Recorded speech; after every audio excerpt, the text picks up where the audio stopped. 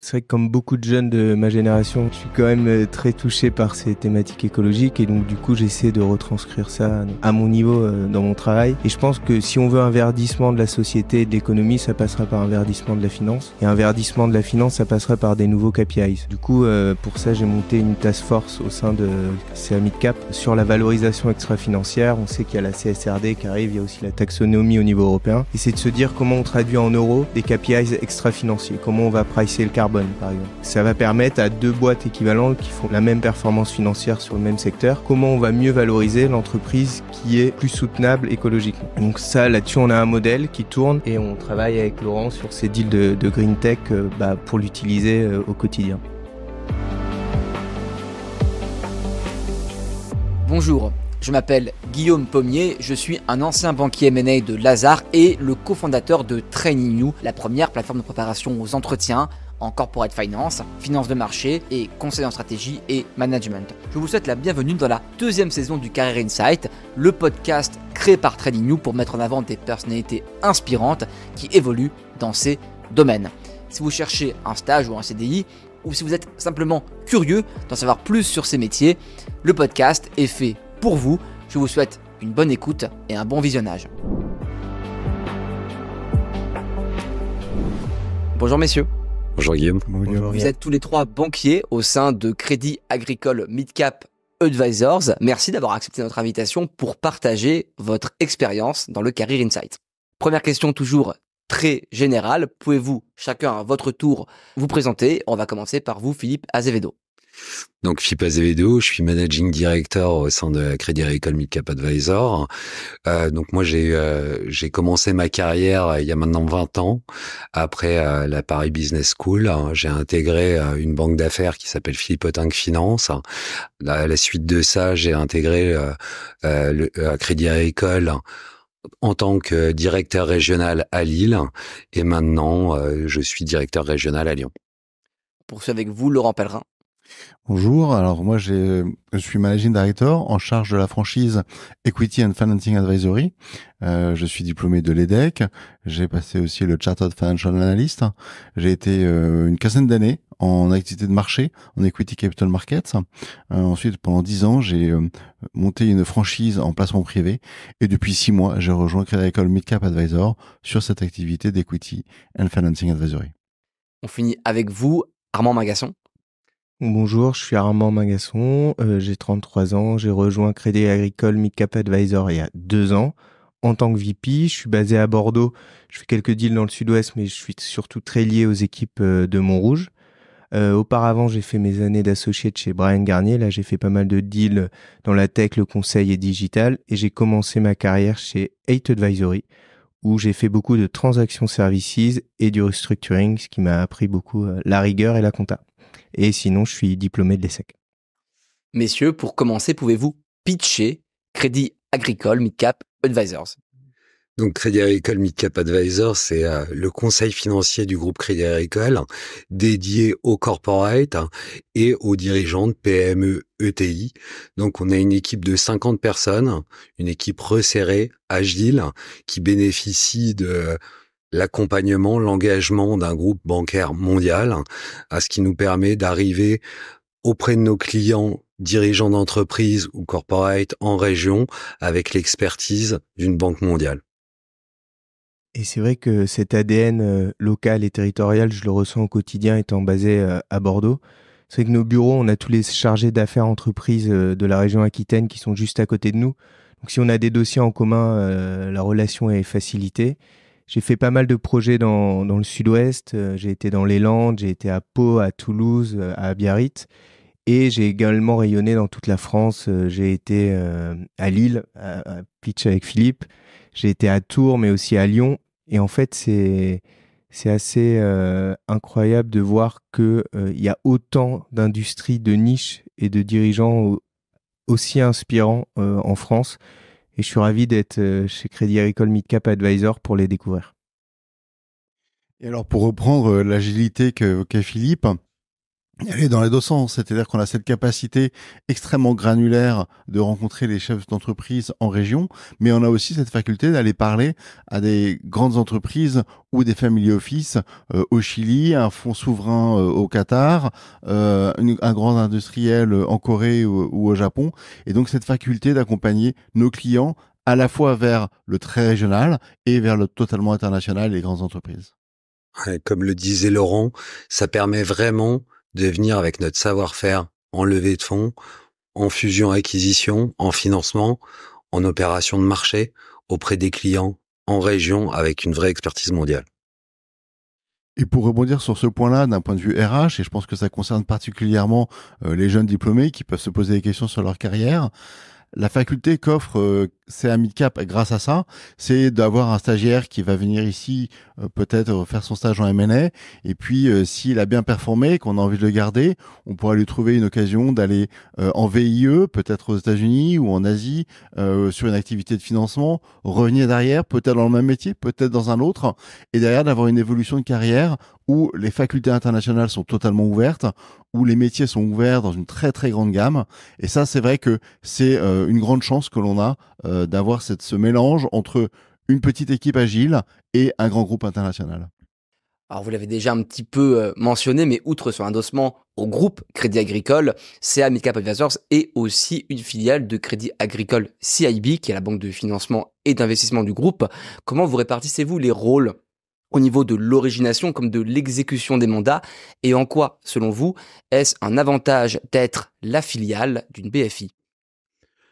La filiale d'une BFI, c'est clé aujourd'hui dans notre réussite.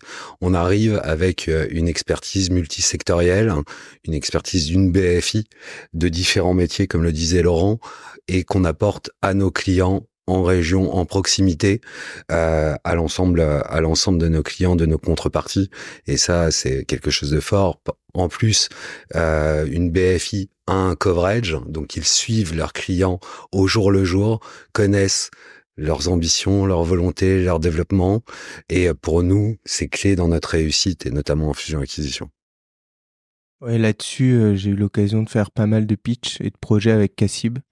En fait, dès qu'il y a un projet qui s'approche du cut de valorisation, qui est entre 250 et 300 millions entre CA Midcap et Cassib, on fait intervenir en fait les équipes Cassib qui ont des expertises sectorielles. Donc, par exemple, j'ai travaillé avec Christine Marchal, qui est expert Cassib aéronautique, dans tous les sujets New Space, également avec Benjamin Maufras dans la tech. Et là, on est en train de pitcher un beau sujet dans les médias qu'on espère gagner avec Cassib. Donc, en fait, c'est assez fort de voir l'expertise qu'ils ont, notamment sur les acheteurs, et ils amènent une vraie plus-value sur les pitchs à ce niveau-là. Effectivement, ça donne une grande fluidité entre les ETI en région, qui peuvent parfois être la filiale d'un grand groupe ou peuvent le devenir, les entreprises à l'international qui vont souvent nous solliciter pour notre connaissance très granulaire du marché en région, et cet équilibre qui peut aller dans un sens comme dans un autre, puisque finalement, entre les grandes entreprises et les plus petites, les échanges sont permanents, que ce soit par l'intermédiaire des fonds d'investissement ou des entreprises industrielles. Est-ce que ça vous arrive même de pitcher ou d'exécuter des mandats ensemble avec des équipes communes, Cassib et Crédit Agricole Midcap Advisors? Ouais, on a déjà fait plusieurs commandats. En fait, l'intérêt d'un commandat, c'est vraiment, il y en a un qui peut avoir l'intimité client, l'autre a l'expertise sur le secteur. Donc, par exemple, on a vendu la filiale de Veolia SAD à NGE BTP. On a également acheté pour Siena Asset Management la gestion d'actifs de Malakoff Humanis. Voilà, c'est des sujets qu'on traite généralement ensemble, et c'est vraiment une complémentarité d'équipe qu'on cherche. Il y en a d'autres qui vont arriver. Oui, on a actuellement sur deux transactions sur lesquelles je travaille, pas nommées, elles sont en cours, mais où une a été identifiée par un expert sectoriel qui suit toutes les entreprises du secteur. Il a trouvé une très belle entreprise dans une société qui était trop petite pour que les équipes de Crédit Agricole CIB puissent intervenir. Et donc, nous, on le fait avec plaisir et avec eux. Et puis, une autre situation où il y avait un sujet de financement à la base, qui était donc plutôt un sujet Crédit Agricole CIB au sens entreprise de financement également. Et ils avaient besoin d'une entreprise de conseil, donc on intervient avec eux. Exemple classique de synergie entre le large cap et le mid cap, et entre les différents métiers aussi d'une BFI. Philippe et Armand, jusqu'à présent, vous avez privilégié le segment mid-cap dans vos choix de carrière. Qu'est-ce qui vous attire particulièrement dans ce segment de clientèle ? Alors, le segment mid-cap, c'est très particulier. Le conseil, il est clé dans la réussite de l'opération. On voit qu'il y a souvent une dimension émotionnelle. On voit que les dirigeants ont beaucoup plus besoin d'accompagnement, de conseils. Donc là-dessus, nous, c'est vrai qu'on aime cette spécificité, on aime cet accompagnement, et surtout, on leur permet d'avoir une palette de services assez importante pour des dirigeants qui, au fond, bénéficient d'une expertise large cap sur du small et mid. J'avais fait mon stage de fin d'études au Crédit Suisse, en large cap. Et c'est vrai que j'ai pas beaucoup aimé. Alors, outre les horaires infernales, c'était un peu difficile. J'avais l'impression d'être un mini... Bon, j'étais que stagiaire, mais même l'équipe au sens large était un mini-rouage dans une chaîne de décision assez élevée et très processée.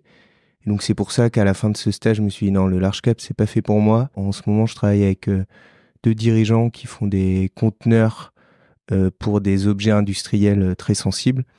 Et c'est vrai qu'on les accompagne à la fois d'un point de vue transactionnel, mais aussi d'un point de vue stratégique. Il peut y aussi avoir des questions RH qui se lèvent, financières, économiques, même des sujets M&A. Donc, c'est ça qui est intéressant sur le M&A mid-cap, c'est que on fait pas que des slides et de l'Excel. Il y a aussi un accompagnement du dirigeant au quotidien. Oui, vous le mentionnez, il y a cette dimension humaine de proximité avec le dirigeant. En large cap, c'est souvent un manager. En mid cap, c'est votre client, il est souvent entrepreneur, actionnaire de son entreprise, et je pense que ça apporte effectivement une importance stratégique plus importante pour lui. L'interlocuteur est clé.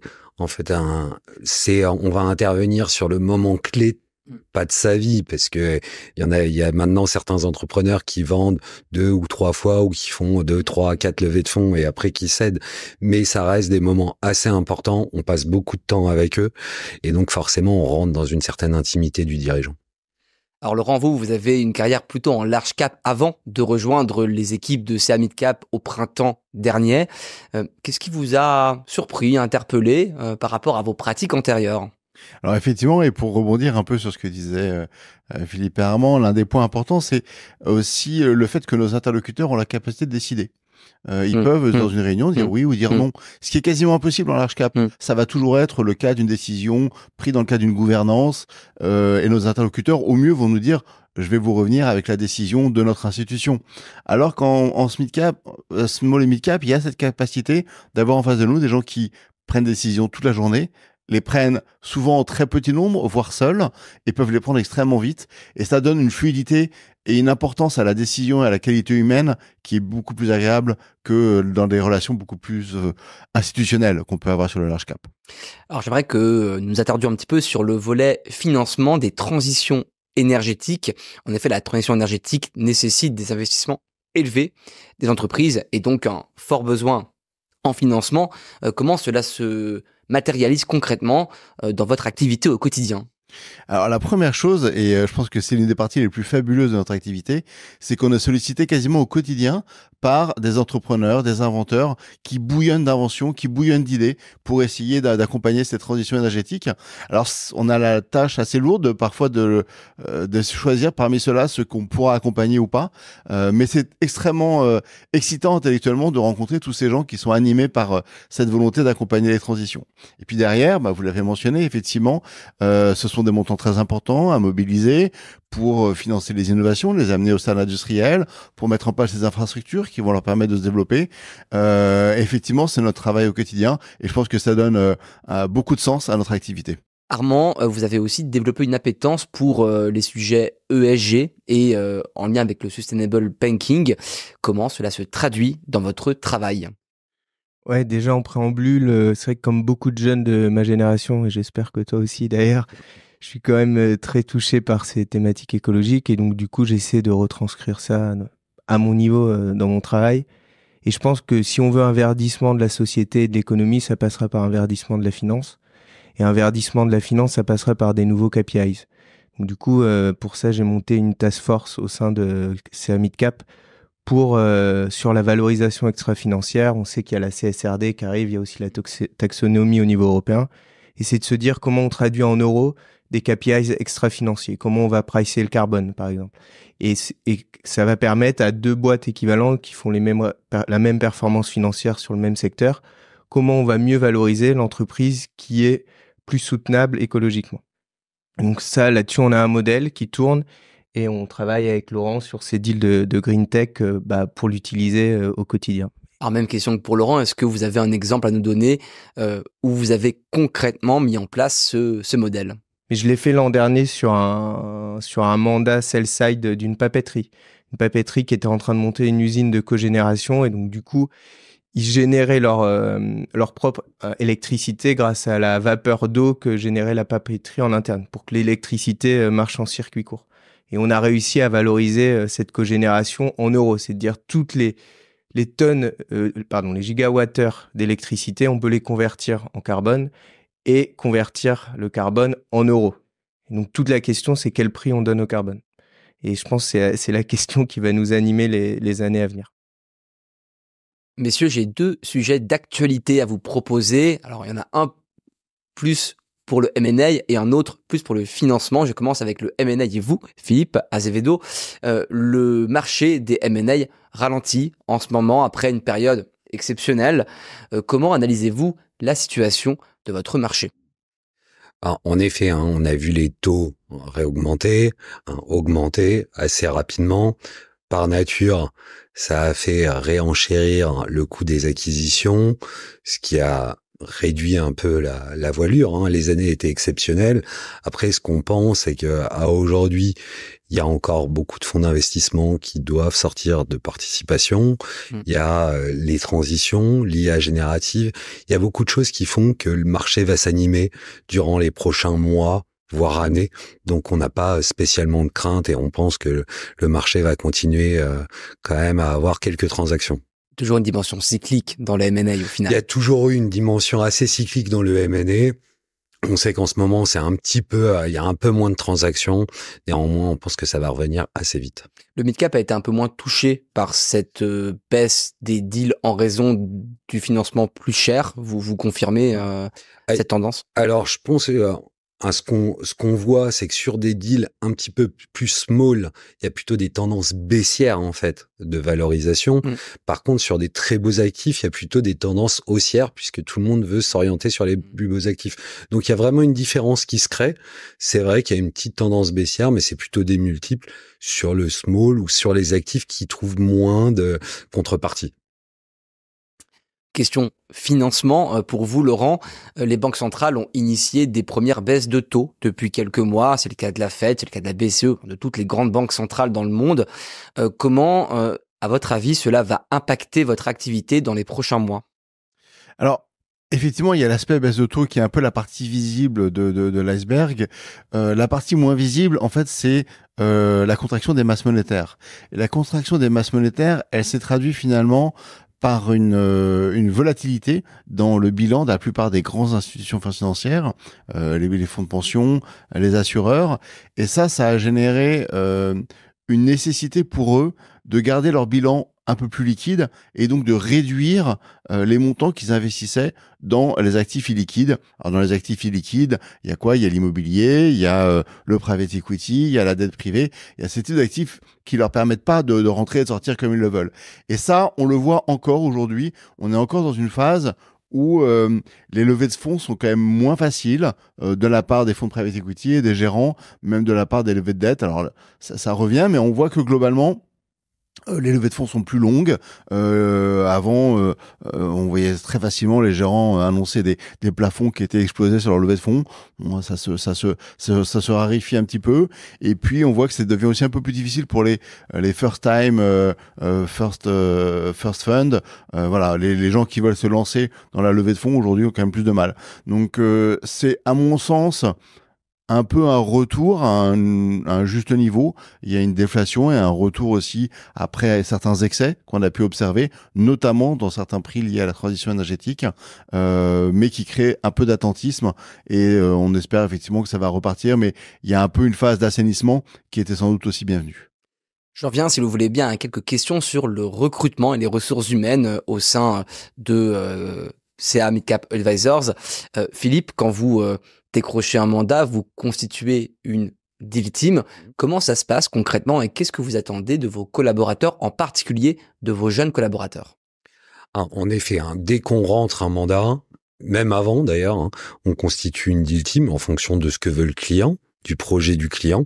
Par exemple, un client ça peut être une société cotée, il peut avoir des besoins de financement, il peut avoir des besoins d'equity en même temps. Donc, on va créer une deal team avec différents profils pour maîtriser au mieux son environnement. Après, on va prendre des jeunes avec nous qui vont avoir des rôles un petit peu différents. Donc, vous pouvez avoir un ou deux MD, vous pouvez avoir un directeur ou un VP, vous pouvez avoir un associate ou un analyste. Et là, chacun a vraiment son rôle pour avancer au mieux, pour vraiment que ça avance et que le deal soit délivré. L'important, c'est quand même la satisfaction du client. Donc, nous, ce qu'on attend, c'est que les jeunes soient engagés, qu'ils soient curieux, qu'ils puissent avancer pour vraiment délivrer une belle prestation aux clients. Armand, vous êtes VP au sein de CA Midcap Advisors. Vous êtes donc en première ligne dans le recrutement des juniors. Pouvez-vous nous présenter les process de recrutement d'abord pour des stages et ensuite pour des CDI? Ok. Donc au niveau stagiaire, c'est assez simple. Il y a un assessment center qui a lieu 2 fois par an. Un pour la session de janvier et l'autre pour la session de juillet. On réunit une 50aine de candidats et on leur pose des questions à la fois techniques et de fit. Et à la fin, on fait un classement et on les choisit. Et il y a un stagiaire qui est dédié au viticole. Combien de stagiaires vous prenez par promotion? On prend 6 stagiaires par promotion, Guillaume. Et après, j'y viens, c'est le recrutement analyse. Alors là, c'est un peu plus sporadique, c'est en fonction des besoins. C'est que j'ai récemment aidé Laurent pour recruter un modélisateur pour tous ces deals Green Tech. Donc là, c'était assez sympa comme sujet parce que j'ai dû créer un modèle pour lui trouver un bon modélisateur. Fallait le tester avant. Bien sûr. Donc sur Excel, et on a pris un super profil. Et après là, plus récemment, on est en cours de recrutement d'un analyste auquel, pareil, j'ai participé au process de recrutement. Sur l'analyse, c'est des questions assez. L'important, c'est que la personne ait une bonne base technique. Bon, ça, c'est primordial pour le M&A.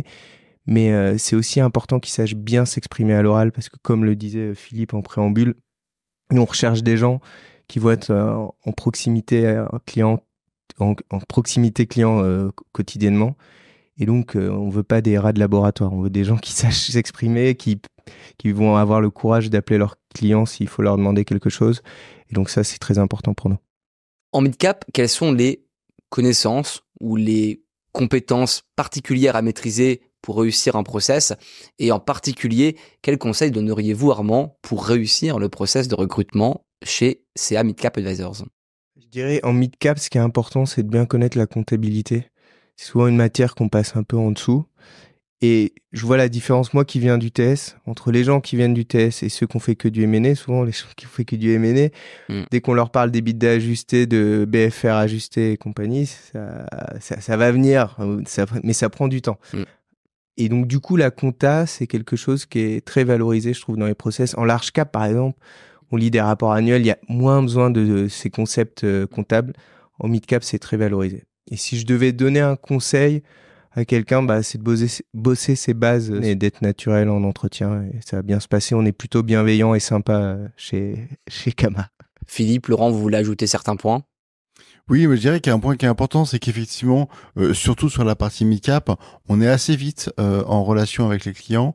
Et là-dessus, il y a, comme l'évoquait un petit peu Philippe, une notion un peu de psychologie. On est face à des personnes qui vont vivre un moment important de leur vie avec nous.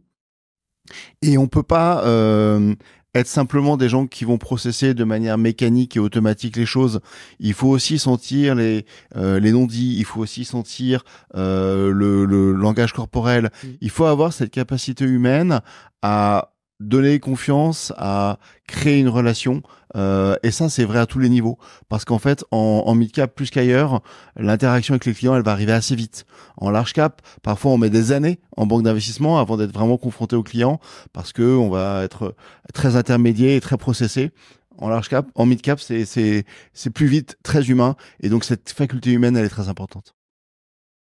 Et également de pas hésiter de développer déjà des des expertises ou en tout cas de plus en plus on fonctionne de façon sectorielle ou multisectorielle. On reste des généralistes, hein, mais chacun vient avec sa compétence sur le secteur. Donc plus les gens ont un attrait pour un secteur, plus c'est intéressant pour nous. Laurent, est-ce que les jeunes dans votre équipe peuvent aussi parfois travailler avec Philippe sur des transactions M&A et puis faire des opérations de financement avec vous un peu après? Alors, elle est beaucoup plus que possible. Elle est totalement encouragée.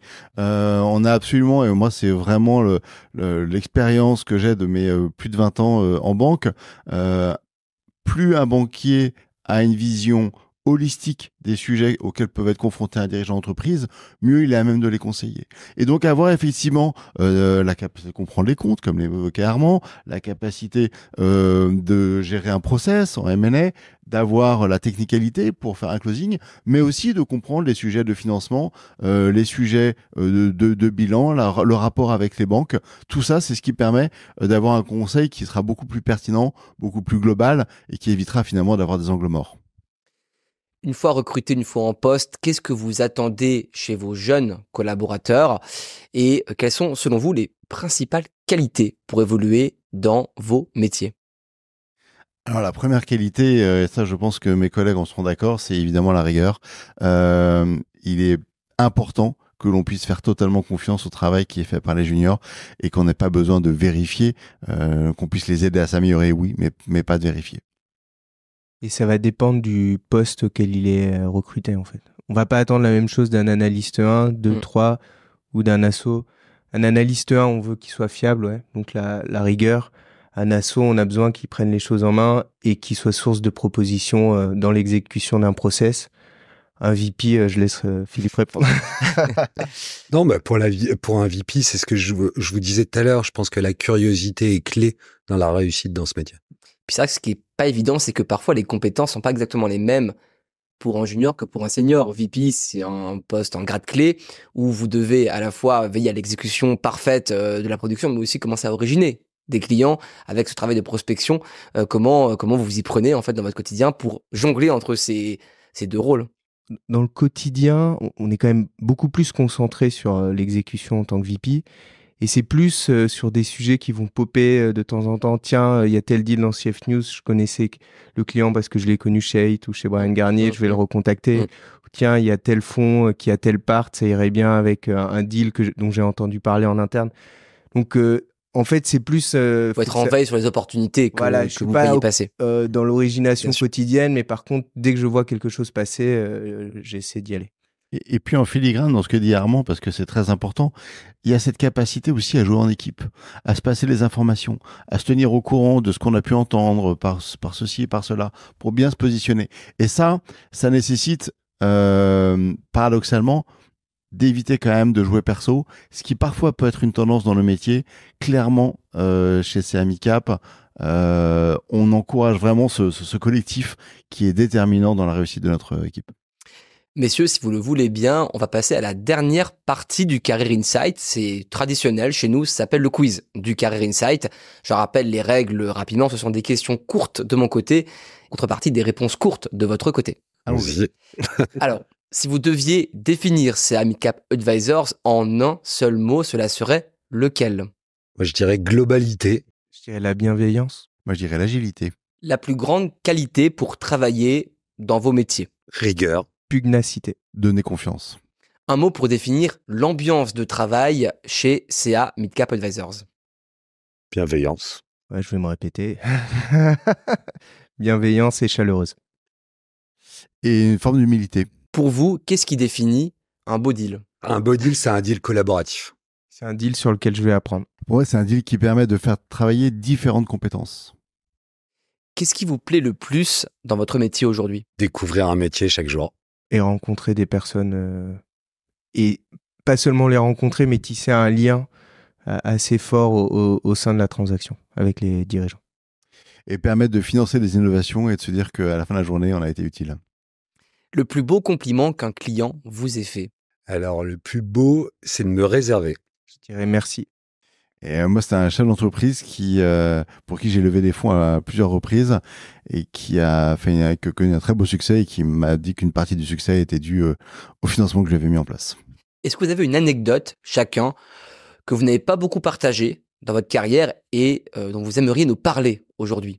Oui, une anecdote. J'allais un jour à Bordeaux, là où est Armand, et le responsable du bureau local me dit tiens, je vais te présenter le responsable corporate de notre bureau d'en face. Et en arrivant dans le bureau, il me dit tiens, justement, j'avais un dossier à vendre et je savais pas du tout à qui m'adresser. Bon, comme quoi, il faut aussi avoir un peu de chance. J'étais à un mariage cet été et il était 3 ou 4 heures du mat sur le dance floor. J'avais une discussion super animée avec quelqu'un que je venais de rencontrer. Et puis là, il m'a dit qu'il était dirigeant d'entreprise. Et on venait de bien se marier ensemble et qu'il cherchait à lever des fonds. Et là, ma casquette de M&A est réapparue. Bon, pas sur le moment, mais je l'ai recontacté après sur LinkedIn et là, on est en pourparlers. Originer même dans les mariages. Exactement. Et ça a aussi un côté sympa, c'est de se dire, on n'est pas un métier très scolaire, ça peut arriver n'importe quand, quoi. En effet, il y a plusieurs anecdotes de ce type. C'est pouvoir rencontrer un client à un endroit complètement différent que le pitch bien classique. Et je pense que ça arrive à tout le monde. Et dernière question, Laurent, on va commencer par vous. Quel conseil vous donneriez au jeune Laurent Pellerin qui étudiait à l'EDEC dans les années 90? Je dirais de pas avoir peur, de faire ce qu'il aime, parce qu'on ne fait bien que ce qu'on aime, de se donner à fond, et surtout de pas hésiter à évoluer, de pas hésiter à changer si à un moment, un endroit qu'il a choisi s'avère ne plus être le bon. Armand, même question, le conseil que vous donneriez au jeune Armand Magasson qui étudiait à l'ESSEC dans les années 2010? Je lui transmettrai un conseil que ma prof de géopolitique m'avait donné en prépa. C'était pour changer un système, faut d'abord entrer dedans. Et je pense que du coup, moi, au vu de mes convictions écologiques, je pense que je suis dans la bonne banque au Crédit Agricole, je le rappelle, qui a été la banque pionnière sur les obligations vertes pour changer les choses et verdir la finance. Philippe, même question, quel conseil donneriez-vous au jeune Philippe Azevedo qui étudiait à Paris School of Business dans les années 2000? De s'accrocher et surtout de pas avoir peur de changer dans un métier. Aujourd'hui, on peut évoluer, on peut faire beaucoup de jobs. Tout à l'heure, Laurent parlait de son parcours plutôt large, maintenant mid. Dans une banque, on permet de beaucoup de jobs, beaucoup de mobilité, et donc c'est important de pouvoir le faire. Merci à tous les trois. Merci. Merci. Merci d'avoir suivi ce podcast. Je vous donne rendez-vous pour un prochain épisode du Career Insight. Pour retrouver les précédents épisodes du Career Insight, mais aussi de notre autre podcast, Chose au Career, rendez-vous sur YouTube, Spotify ou Apple Podcast. N'hésitez pas aussi à nous suivre sur LinkedIn, Instagram et TikTok pour être au courant de l'actualité de ces métiers et à vous abonner à la plateforme Training You si vous cherchez un stage ou CDI pour booster votre préparation.